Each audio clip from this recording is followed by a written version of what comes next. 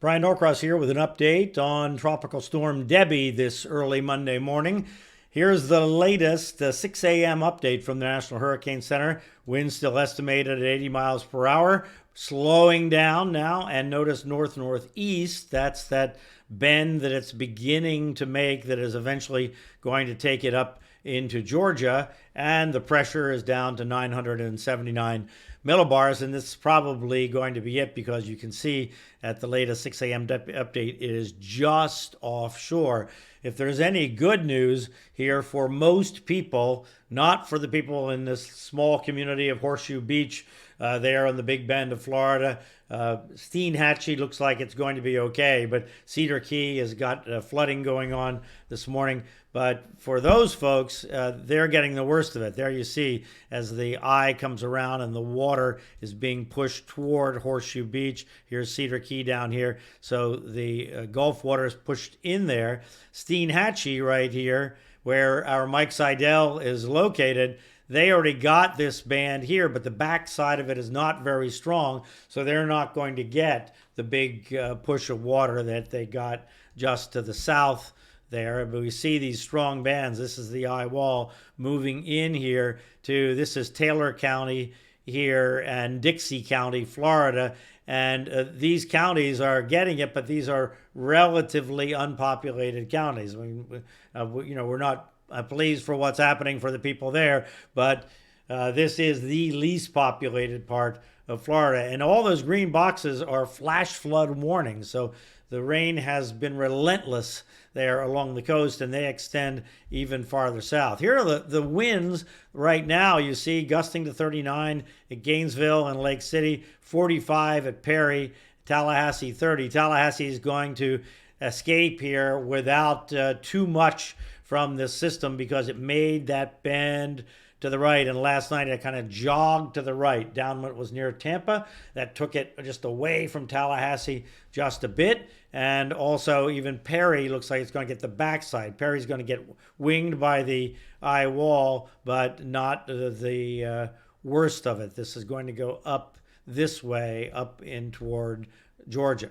Looking farther down, though, these outer bands are really intense, and it's a bad morning to be out driving around. So if you can wait for these bands to clear your area before you head out, that would be good. We've had tornadoes in these cells, these bright red cells, now pushing toward Winter Haven, but there's a band and a band and a band here, and they're all going to rotate through, and this tail of the system is going to stay with the system. So even though they're going to get a little less intense, this is not going away anytime soon. Even when the system is up into Georgia and South Carolina, this moisture tail is going to continue across Florida. So we may end up continuing with some flooding problems, although the gusts with those squalls are not going to be as intense as they are this morning because the overall system is going to weaken.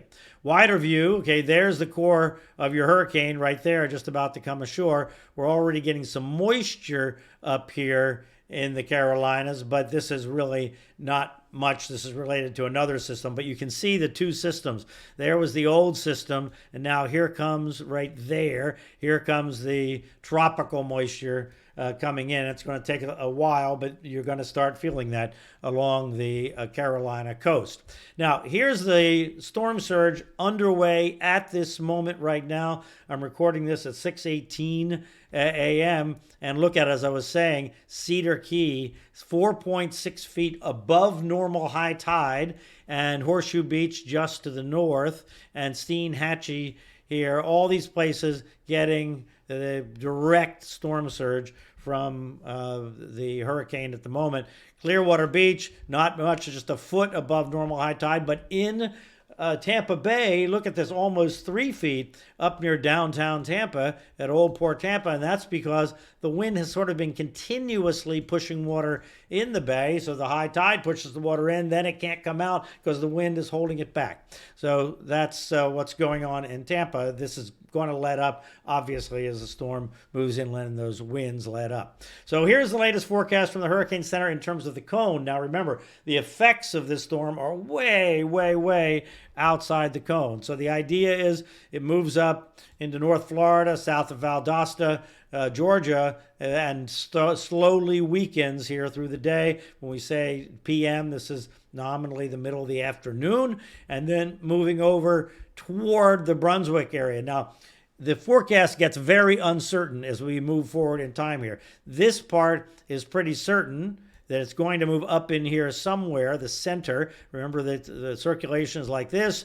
The moisture is huge, and then there's a big tail on it going down here. So the whole thing is moving that way, so that by Tuesday, it's somewhere probably in South Georgia, and then it gets very, very uncertain. The Hurricane Center is basing its forecast on the idea that it's going to meander but continue in this general direction slowly. Like this is, let's start today, Monday this afternoon, tomorrow afternoon. This is already Friday afternoon, Saturday afternoon.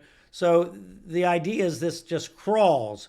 Saturday morning, that's Saturday morning, just crawls along. So that's the idea that it just, moves very, very slowly. And the computer forecast models are all over the place, and including the possibility, by the way, that the stall occurs here in Georgia, not over here in South Carolina. And even if it occurs in Georgia, South Carolina is still going to get a lot of rain, or that it moves back into South Georgia, or in this case, all the way over to Atlanta or to New Orleans. But in any case, the way to look at this is we don't know where the stall is going to be. If it's going to be in there, then the wind is going to come like this, and that's going to provide some storm surge on the coast of the Carolinas. If it occurs over here, that's going to move everything up, and the rain will be in a different place, and of course it's pushing moisture upstate in South Carolina and up above the Piedmont in North Carolina and so forth into the higher elevations and the hillier country, which enhances the rain, and then all that rain has to run downhill to the Atlantic Ocean. So I don't want anybody to look at any of these maps, including this rain map, and say, okay, we know exactly where the heaviest rain is going to be.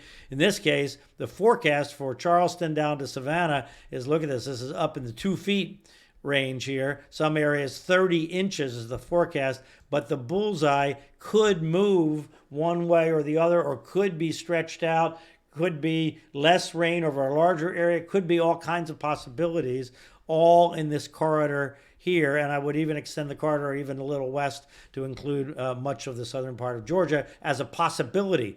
So the forecast is based on it moving and keeping moving slowly. That's not 100% at all. So that's about the rain. Now this is about the wind, being ready now for tropical storm force winds, all of the coastal counties of South Carolina and all of southeast Georgia. This purple is ready for hurricane force winds back here in the Valdosta area.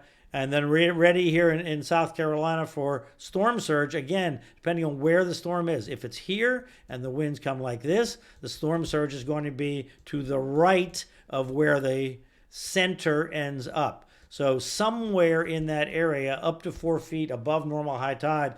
And as anybody that's been there, anybody that lives there knows, that's a lot of water, a lot of areas only a foot or two above normal high tide on a normal day. So somewhere in that area, that's a possibility to be ready for. Now the Florida thing, the purples again are where the hurricane force winds should be expected. That includes Perry, Tallahassee, not. Tallahassee's on the left side. Includes counties here, Lafayette County, Suwannee County, inland counties in North Florida. Again, relatively lightly populated, but there are towns there, and I hope everybody is kind of hunkered down, ready for this. And then ready for tropical storm force winds, where those bands are going to occur to the right of the storm, and this is going to continue through the day here today. Storm surge, maximum storm surge here in this Big Bend of Florida on Appalachia Bay, it's called, especially down here to the right of where the storm is coming ashore. Horseshoe Beach, Cedar Key seem to be the core of it. Up to 5 feet here north of Metro Tampa, still running 3 feet or so in Tampa Bay. And that is going to continue for a while as long as that wind is blowing on shore. All right, what's going on with the steering? Well, here's the dip in the jet stream. Think of it as like snatching the storm. So it's weakening, but it's still pulling the storm to it. This is low pressure. We have a Bermuda high off here. We have the heat dome high here. This is a low pressure dip. Now, what's happening, though, is this dip is moving away, losing its grip. We have a storm that's meandering here. This is tomorrow. Now, moving ahead more, the dip lifts out. Now, where does the storm meander? We really don't know. Does this flow here come and push it back? That's what the GFS models are showing, and end up with something over in here. But the European models say, no, that's not what's going to happen. This one here is going to still exert some influence and keep it slowly moving that way. We really don't know because it's in no man's land there. And then as we move forward in time, what's going to happen eventually late in the week is another dip is going to come along, and it's going to move up to the north or out here. And exactly how it moves, we don't know. And yes, it could influence, with moisture at least, the weather in the Northeast late this week and into the weekend. There are big question marks about that. So we'll just have to see where it ends up and how these weather systems maneuver. All right, that's your morning update. We'll be back with you later on. And anybody in the threat zone, pay attention to your local authorities and what they're saying. Information and instructions are your friend in this situation. We're on Fox Weather. We're live. We have people all over the storm zone. If you don't know how to get Fox Weather, this will help you out. You can just scan that QR code or just go to that URL, foxweather.tv, and there's a whole list of instructions on if you have Roku or you have Apple or you have Samsung or LG or Amazon Fire, or you want to watch it on your phone or your iPad. All the instructions are right there, foxweather.tv. All right, stay safe, everybody, and we'll keep you up to date. Take care.